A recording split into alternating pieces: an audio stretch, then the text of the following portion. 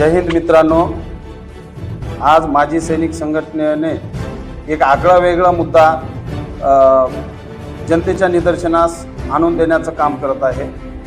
आज माननीय तहसीलदार साहेब यांना आज आम्ही माहितीचा अधिकार दिलेला आहे आणि त्या माहितीचा अधिकाराचा जो विषय आहे ते कंधार तालुक्यातील गायरान जमीन, गायरान म्हणजे सरकारी जमीन, सरकारी शासकीय जमिनी कंधार तालुक्यामध्ये शेकडो हेक्टर आहेत आणि या जमिनी शासनाकडून गोरगरीब व्यक्तींना वाटप केल्या जातात आणि जो देशासाठी शहीद होतो त्या जवानाच्या परिवाराला ती जमीन वाटप करायची असते आणि ती करून खाण्यासाठी जमीन दिलेली असते।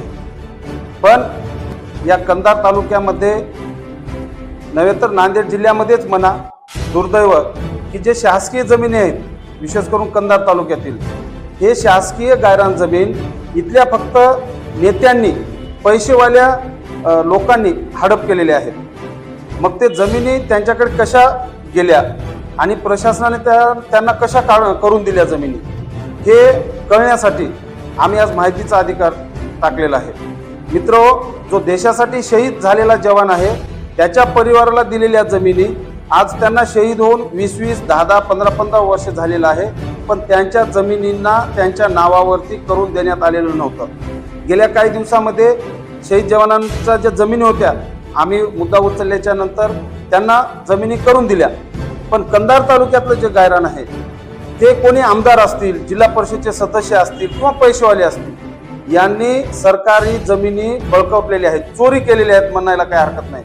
पण चोरी केल्या म्हणावं तर प्रशासनाने त्यांना जमिनी करून दिलेल्या आहेत। म्हणून आम्ही माजी सैनिक संघटनेच्या वतीनं आम्ही तहसीलदारांना, महसूल अधिकाऱ्यांना विनंती करत आहोत, कंधार तालुक्यातील जे जमिनी विशेष करून जे पदाचा दुरुपयोग करून राजकीय नेत्यांनी हडप केलेले आहेत त्या जमिनी त्यांनी कशा पद्धतीने घेतल्या, कोणत्या कारणावरून घेतल्या आणि त्या कारणावरून घेतल्याच्या नंतर ते जमिनी त्या कारणासाठी उपलब्ध केल्या का हे माहिती व्हायला पाहिजे आणि माहिती द्यायला पाहिजे।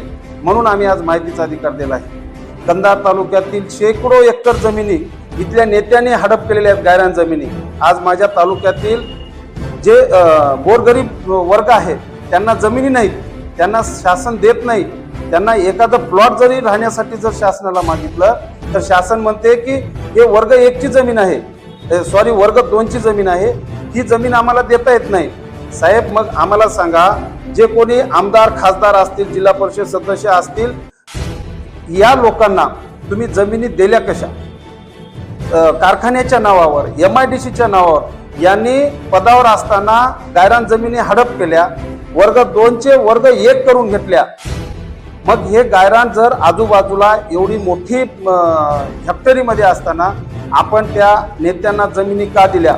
मग त्याच्यामध्ये बाबुळगाव असेल, गुलाबवाडी असेल, मंगलसांगवी असेल, कुरुळा असेल, नागलगाव असेल, असे अनेक गाव आहेत, माणूसपुरी असेल, हे असे अनेक गावालगत जे गायरान आहेत, रोड लगत जे गायरान आहेत, या नेत्यांनी हडप केलेले आहेत। म्हणून माजी सैनिक संघटनेच्या वतीनं आम्ही तहसीलदार साहेबांना आवाहन करत आहोत, आम्ही जे माहितीचा अधिकार आपल्याकडे दिलेला आहे याच्यामध्ये प्रशासनाकडून कुठल्याही नेत्याच्या वाटप केलेल्या जमिनी आपण कुठंच न लपवता माजी सैनिक संघटनेचा जो माहितीचा अधिकार आहे तो आम्हाला 7 दिवसामध्ये त्याचं त्यांनी उत्तर द्यावं आणि ज्या नेत्यांनी या तालुक्यामध्ये गायरान हडप करून गोरगरिबांना फसवून, गोरगरिबांना उठवून यांनी जे जमिनी हडप केलेल्या आहेत, या हडप केलेल्या जमिनी आम्ही सनदशीर मार्गाने, कायदेशीर मार्गाने यांच्या जमिनी प्रशासनाला वापस केल्याशिवाय आम्ही माजी सैनिक संघटनेचा हा लढा थांबणार नाही।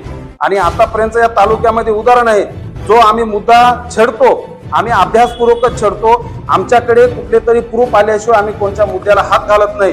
म्हणून सावधान नेत्यांनो, तुम्ही जे गोरगरिबाच्या ज्या जमिनी घेऊन, तुम्ही शेकडो एकर जमिनी घेऊन गोरगरिबांना उठवून जे जमिनी हडप केल्यात त्यांचा तुम्हाला हिसाब किताब माजी सैनिक संघटना येणाऱ्या काळात घेतल्याशिवाय राहणार नाही। जय हिंद, जय भारत।